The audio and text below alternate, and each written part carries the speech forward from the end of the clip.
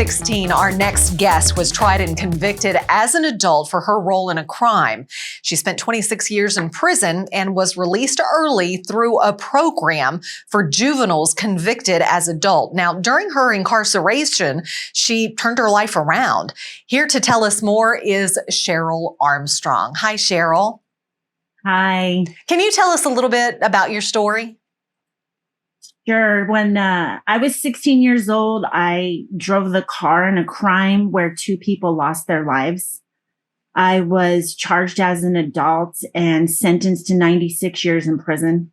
That was in 1995. I served 26 years of that sentence.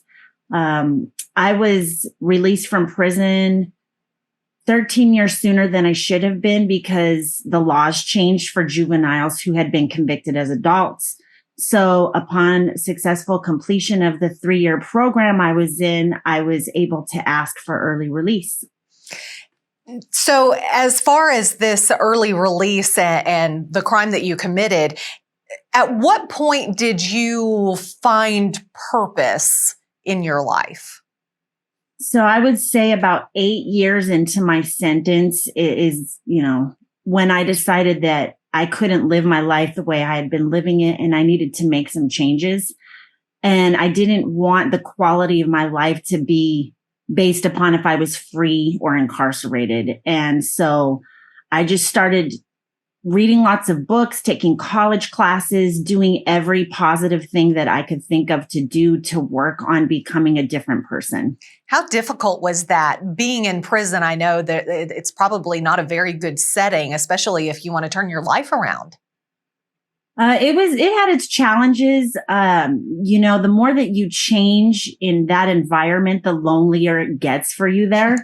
But I had to remember that that wasn't necessarily a bad thing. And it just kind of helped me get laser focused on getting my education. And I did end up getting a master's degree while I was incarcerated. And it was at that point that I asked myself, all right, so what now? Because I had become a very disciplined person, had a lot of resilience. I still was working through some of my own demons, which is what my book and my curriculum that I teach now are kind of based around.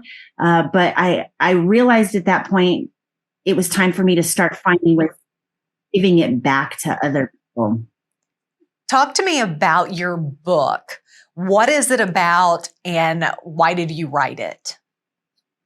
So one morning when I was running laps in the prison yard, I just was struck with this idea that I wanted to write a book about how to help people change their thinking, how to face their demons and actually do something about it to create lasting change the way that I had.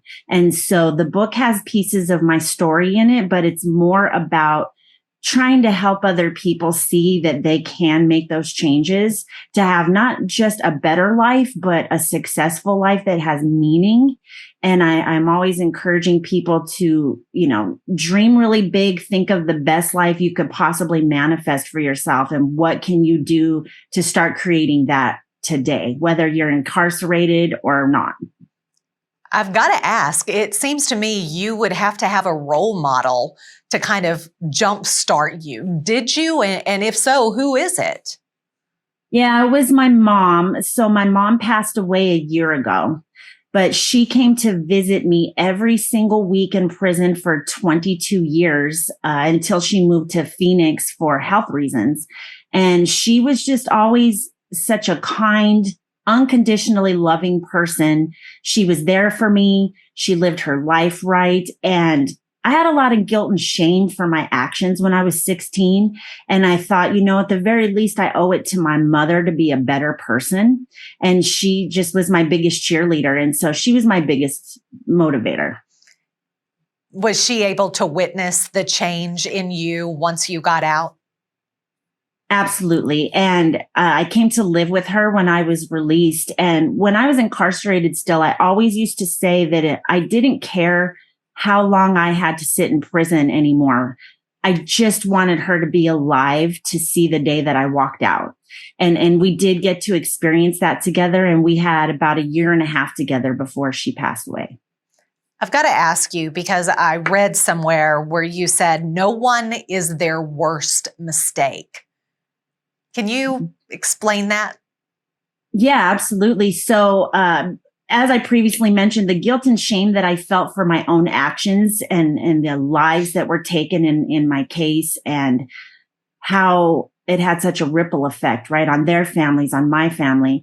And I just felt like I don't want to be defined for the rest of my life by what I did when I was a kid. That's not who I am. It was a mistake that I made.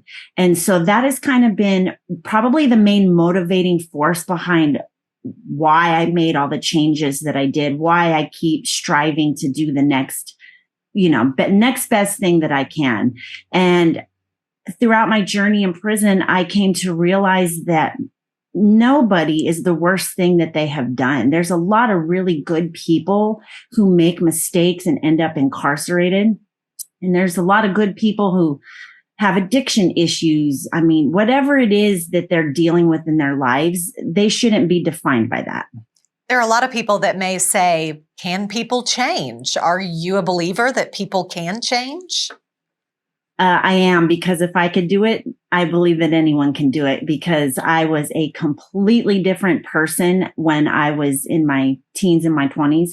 And sometimes I look back and I'm still shocked at how drastically I have changed as an individual over the decades. And I've seen it in other people too. And that's what I'm trying to teach now, is that it's all about your mindset. And so that's kind of what my curriculum is based around, is trying to teach people how they can change their thinking patterns and how they can develop new habits, change their paradigms, and start living their life differently. You make it sound so easy. Is it that easy? Can other people do this? No, it is absolutely not easy. And it has been a 30-year journey for me. I mean, I started trying to work on these things when I've failed, of course. I failed hundreds, probably thousands of times. I have had setbacks. I still have little setbacks, right? But the difference now is that I have the right tools that work for my life. And so I always know how to reset. And in the midst of whatever it is that is going on in my life, I'm able to still practice gratitude. That's been a huge tool for me. And to see the things that I have gained. And because I don't want to go backwards. I refuse to go backwards. And so, yeah, that's my mission now, is to help other people do the same thing. Why is it important for you to help others now? And what does it do for you inside? Because I know there's got to be something that you feel inside when you see that spark go off in other people when you help them. What motivates me to help other people now is, I don't want my legacy to be that I was a 16-year-old girl who was involved in a crime where 2 people lost their lives. That has affected me so deeply. Really, I can't find adequate words to describe it. And I just wanted to become the best person that I could be in this lifetime. I wanted to be a caring, forgiving, more compassionate person. And those were not things that came easy for me. For some they do. For me, I've had to work on those things really hard. And so when I can see that transformation in another person and I get to be a part of that, I just know that it's my life's purpose. And it's nice when you finally find that purpose. And there is something that I'm a firm believer in.